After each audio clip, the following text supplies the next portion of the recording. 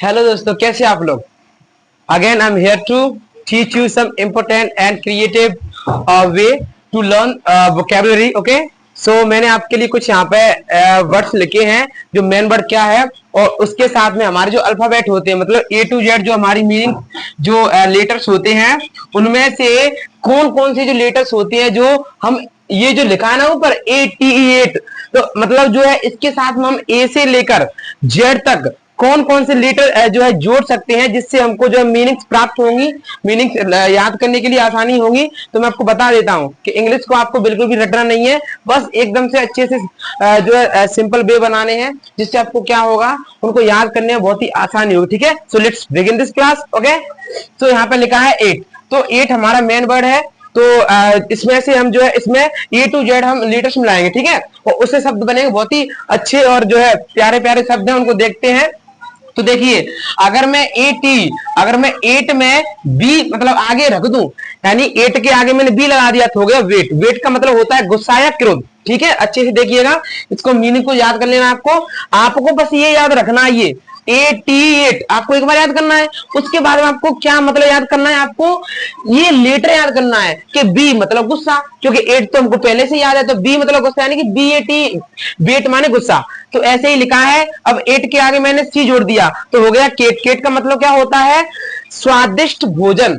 जब कोई भोजन जो है भोजन स्वादिष्ट या बढ़िया बनता है तब बोलते उसको केट। अब लिखा है डी और ATE, तो डेट, यानी 8 के आगे मैंने डी लगा दिया तो हो गया ये डेट। डेट का मतलब होता है खजूर या फिर तारीख या दिनांक। अब है, अगर मैंने 8 के आगे F लगा दिया तो हो गया फेट। फेट का मतलब होता है भाग्य। ठीक है, अब है 8 के आगे मैंने जी लगा दिया तो हो गया गेट। इसका मतलब क्या होता है, दरवाजा या द्वार। अब मैंने अगर H लगा दिया तो हो गया हेट। हेट का मतलब होता है नफरत या घृणा। अब है, मैंने लगाया 8 के आगे L, इसका मतलब हो गया लेट। तो लेट का मतलब क्या होता है, देर।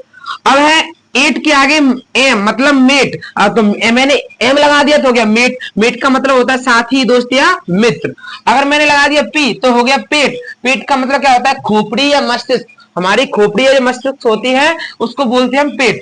अब है आर लगा दिया मैंने, तो आर को लगाने से हो गया रेट। रेट का मतलब होता है दर या कीमत। जैसे हम बोलते नहीं है इसकी क्या कीमत है, तो वही कीमत यानी कि रेट। अब मैंने लगा दिया एस तो इसका हो गया सेट। तो इसका मतलब हो गया पेट भर भोजन खिलाना। जब हम किसी को पेट भर भोजन खिलाते हैं तो वहां पर आप लगाओगे यहाँ पे जो है सेट। ठीक है, अब इसमें एक चीज भी समझ लेते हैं, वो ये कि इसमें क्या नाउन है, क्या वर्ब है और क्या है। ठीक है, तो देखिए MET मीट, ये तो हो गया हमारा नाउन। देखिए, मैं नाउन के लिए एल लगाऊंगा, ठीक है, और वर्ब के लिए मैं क्या लगाऊंगा, वी लगाऊंगा। ये आगे से शॉर्ट में लिखूंगा तो मैं, तो बेट माने गुस्सा या क्रोध, तो मैंने बोला ये गुस्सा या क्रोध, तो यहां पर क्या हो गया, ये नाउन। केट मतलब स्वादिष्ट भोजन, स्वादिष्ट भोजन ये भी नाउन है। डेट ये भी नाउन है। भाग्य ये भी नाउन है। और दरवाजा ये भी नाउन है। नफरत ये भी नाउन है। लेट, अब ये हमारा होता है एडवर्ब। ठीक है, मेट ये हमारा ये भी नाउन है। खोपड़ी या मस्तिष्क ये भी नाउन है। दर कीमत ये भी नाउन है।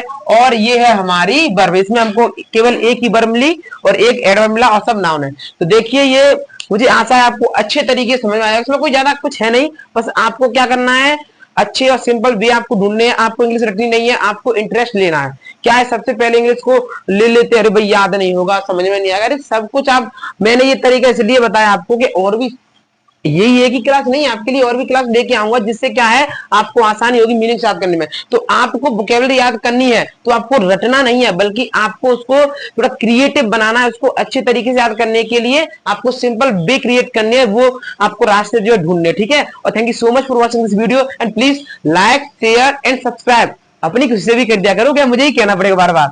My YouTube channel Balveer sir की class, and thank you so much for watching this video. Thank you.